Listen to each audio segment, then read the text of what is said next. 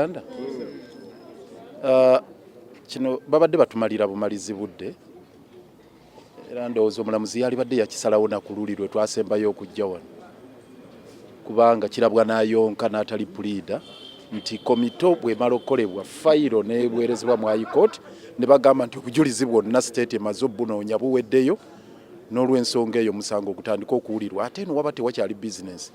In fact olwaliro twabadde tulina ne kitunona wano olunaku kooti nga 29 lwe yagamba nti buli kimu ekikwatagana n'investigation oba okunoonyereza kiwedde fayiro eweerezeddwa mu High Court hearing egenda lwe twali tukoma okujja wano bali mu kutuzunza Dr. Besigye bamuleeta wano Bedi Lutale naffe batutawanya kati guno mulundi gwakubiri nga tujja wano oluvannyuma lwa komito kyakutuzunziriza babadde batuzunziriza bwereere so ekyo kibadde obvious kibadde kirabwa n'ayonka era twakibagamba nti tekibangawo mu byafaayo bya Uganda mu judiciary mu justice system yaffe nti omuntu amala committingibwa mu High Court ate ne tusigala nga tukyajja magistrate court so ku side yaffe kituyisiza bubi okuba nti tutawanyiziddwa okubanga batuleeta eno naye mu ngeri endala nti kina implications nyingi nnyo ku side ya state era eno blo nene nnyo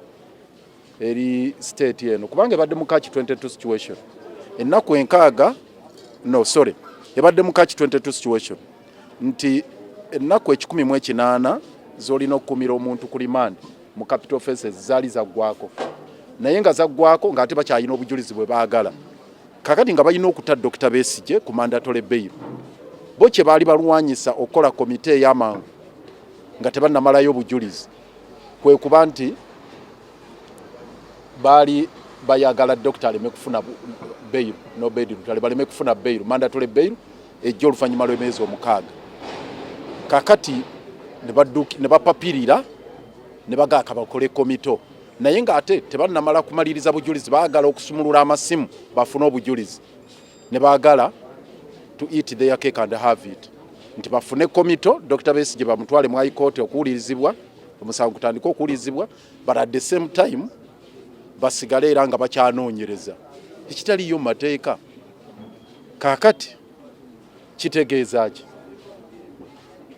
baafuna komito yaliwo nga 29 omwezi oguwedde meaning nti Dr. Besigye kati na Bedi Lutale balinda hearing naye kye batagenda kufuna bwe bujulizi bwe badde baagala obw'oku opening up amasimu kubanga kooti yokka yeyina okulagira ate ina kuba kooti eno eya wansi eri eya waggulu yeewuliriza musango nga guwedde obujulizi buwedde okunoonyerezebwa so High Court tewaayo obudde bwagamba nti ate muddeeyo munoonyereze kakati kitegeeza nti omusango oguli mu High Court ogugenda gwe baweerezaayo for trial tegulina bujulizi kubanga obujulizi bwe badde baagala buli ku masimu gano ge boogerako kati ate tebagabakkiriza gaggula obujulizi bwe badde baagala tebabufunye n'olw'ensonga eri guli omusango nagwo si dead completely mufu kuba tegulina bujulizi fayiro bagiweerezaayo nga kiwowongole temuliimu busomyo temuliimu bujulizi bwe baagala tebuliimu fayiro yagenda kati ate kooti ebagambye ffe engeri gye twaweereza fayiro mu High Court tetukyalina bujulizi buyinza bubakkiriza genda maaso nakunoonyereza so tubagamba n'ogwo omusango bagugjeyo bate Dr. Kizza Besigye kuba tegukyalina makulu obujulizi obukulu bwe badde baagala tebuliimu so nagwo era gwakumala budde so kyekitegeeza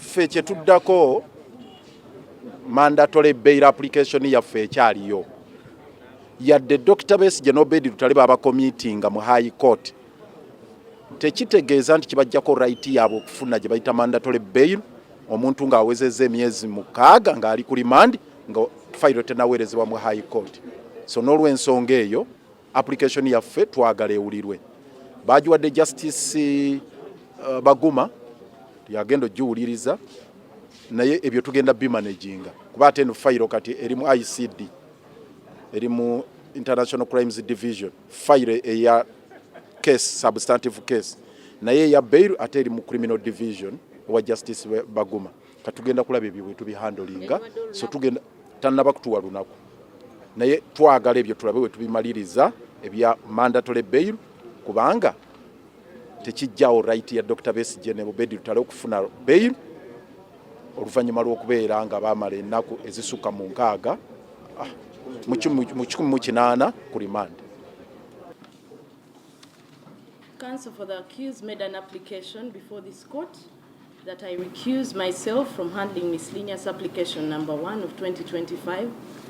Before court can pronounce itself on the application for recusal, there is need to determine whether this court has jurisdiction to entertain any application arising from the criminal case where the accused has been committed to High Court. Jurisdiction is a creature of statute. A decision by a court without jurisdiction is a nullity. Once the court finds that it has no jurisdiction to decide a case, it cannot take any further step in the case. The accused persons in criminal case number 8 of 2025 were committed to High Court on 29th May. This court, having committed the accused persons to High Court, does not have jurisdiction to make any decision or order after the committal proceedings.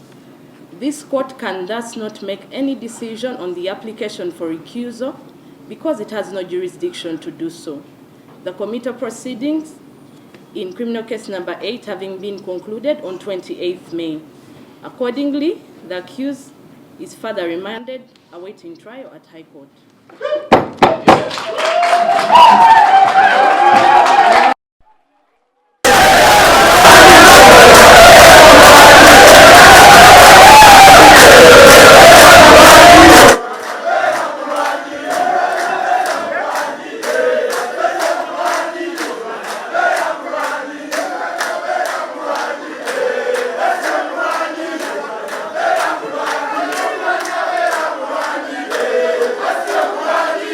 Kyetuddako mandatory bail application yaffe ekyaliyo yadde Dr. Besigye n'Obedi Lutale baba committing mu High Court tekitegeeza nti kibajjako right yaabwe okufuna gye bayita mandatory bail omuntu ng'awezezza emyezi 6 ng'ali ku remand nga fayiro tenaweerezebwa mu High Court. So n'olw'ensonga eyo application yaffe twagala ewulirwe. Bagiwadde Justice Baguma yagenda ogiwuliriza naye ebyo tugenda bimanaginga kuba ate eno fayiro kati eri mu ICD eri mu International Crimes Division fayiro eya case substantive case naye eya bail ate eri mu Criminal Division wa Justice Baguma. Katugenda kulaba ebyo bwe tubihandolinga so tugenda tannaba kutuwa lunaku naye twagala ebyo tulabe we tubimaliriza ebya mandatory bail kubanga tekijjawo right ya Dr. Besigye ne Obedi Lutale okufuna bail oluvannyuma lw'okubeera nga baamala ennaku ezisukka mu 6 mu 18 ku remand.